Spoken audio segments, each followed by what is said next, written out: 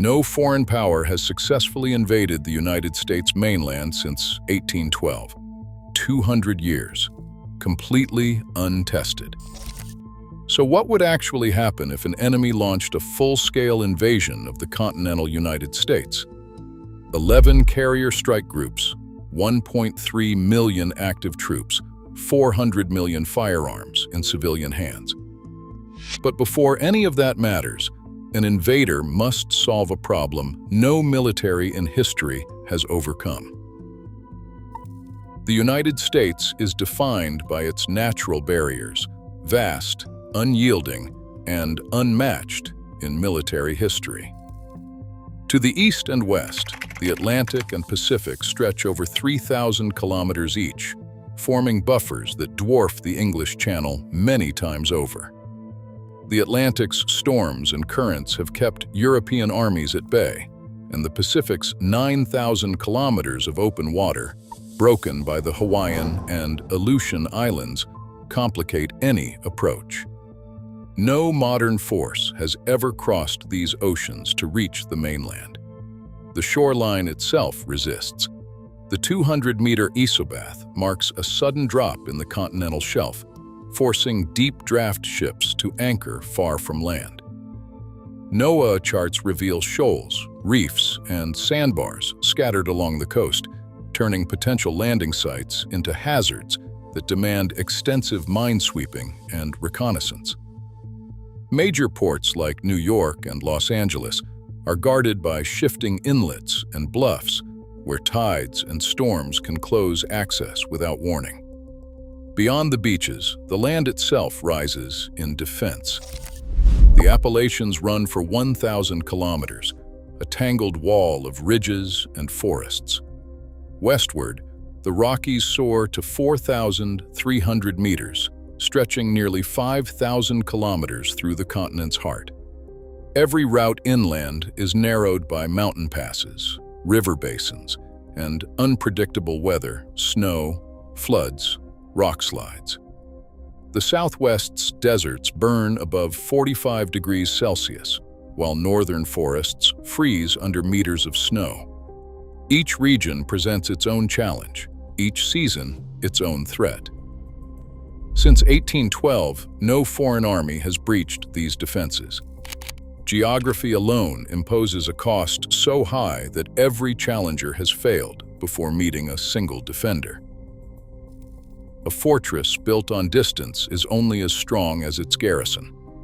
The United States maintains a standing force of 1.3 million active duty personnel, backed by nearly 770,000 reservists and National Guard members. This is not just a number. It is a living shield, distributed across every service branch and ready to mobilize on short notice.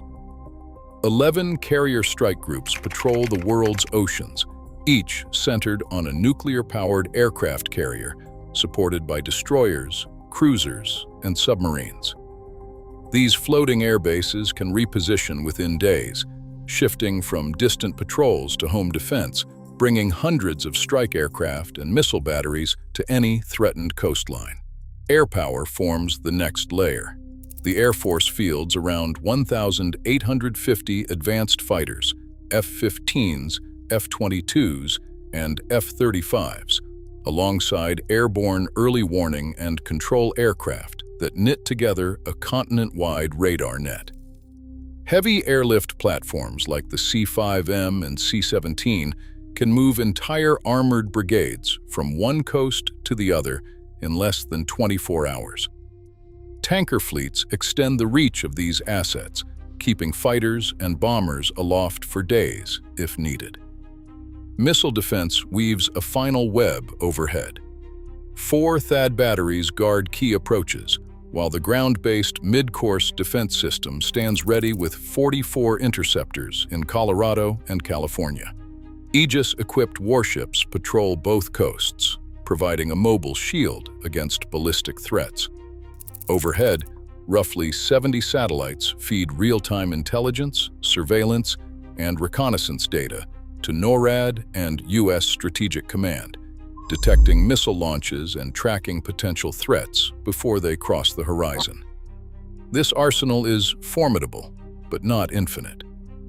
Sustainment depends on logistics pipelines, prepositioned stockpiles, and the ability to rotate units from global deployments back to the homeland. In a protracted fight, the challenge is not just to repel the first wave, but to maintain this level of readiness as days turn into weeks. The American military machine is vast, layered, and deeply integrated, but it is also a system that must be constantly supplied, reinforced, and adapted to the evolving threat. Roughly 400 million firearms circulate in private American hands, according to the Bureau of Alcohol, Tobacco, Firearms, and Explosives. That is more than the population itself, an arsenal unmatched in any other country. The Department of Veterans Affairs reports over 18 million living U.S. military veterans, many clustered in rural counties and small towns, each carrying years of tactical training and combat experience. These numbers transform any occupation scenario into a nightmare of attrition and uncertainty. Australian counterinsurgency expert David Kilcullen describes this as a civilian multiplier, a force that cannot be counted in regular army tables, but that shapes the battlefield all the same. In his analysis of modern insurgencies, Kilcullen points to the way local populations, when armed and motivated, can tie down and bleed even the most advanced militaries. Afghanistan, Iraq, and Vietnam all saw occupying powers struggle to control territory, not because of set-piece battles, but because every village and city block became a potential flashpoint. In the United States, the militia tradition runs deep.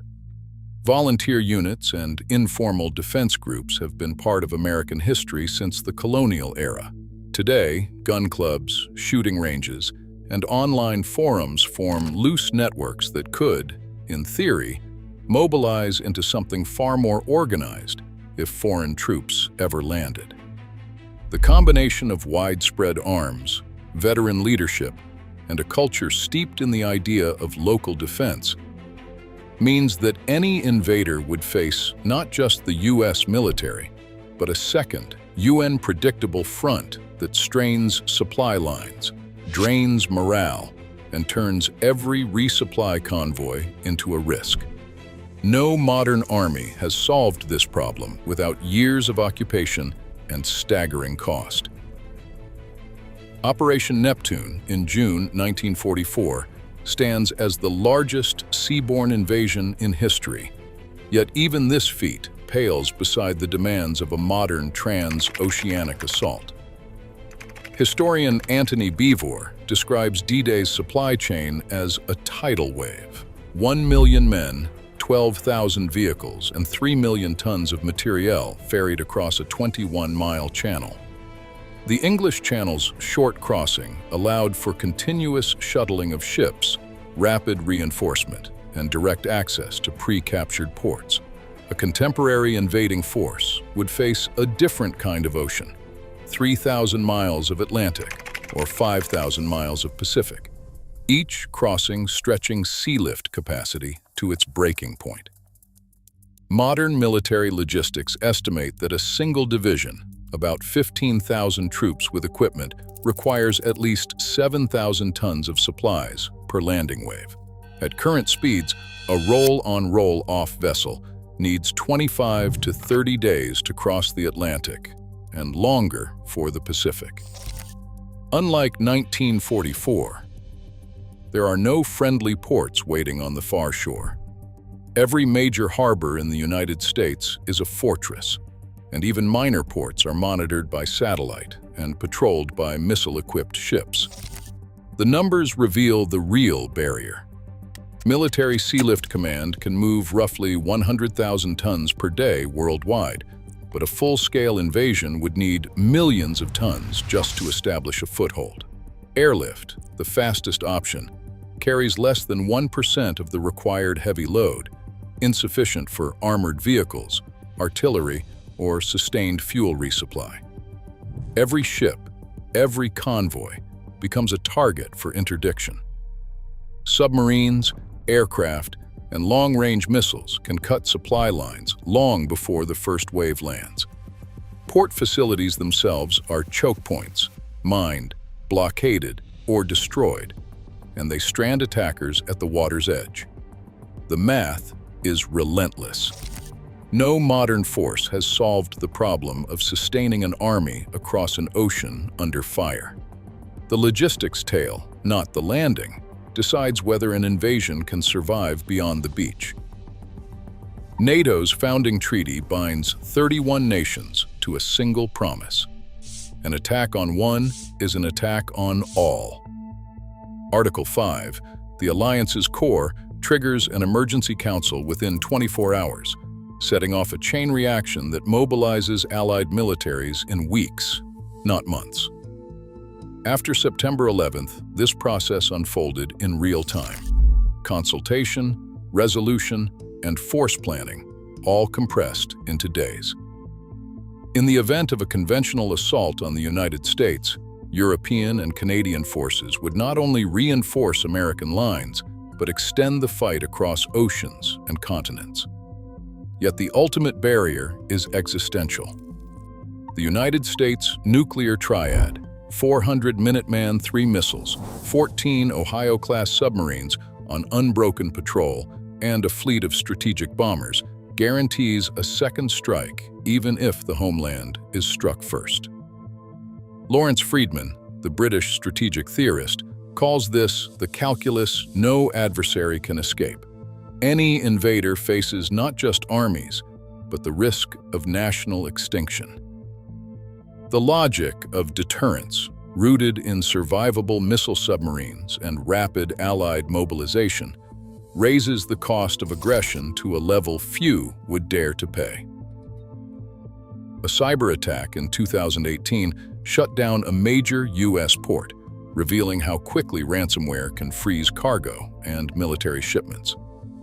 Since then, the Department of Homeland Security has tracked dozens of breaches across ports, pipelines, and rail networks, each one a potential choke point.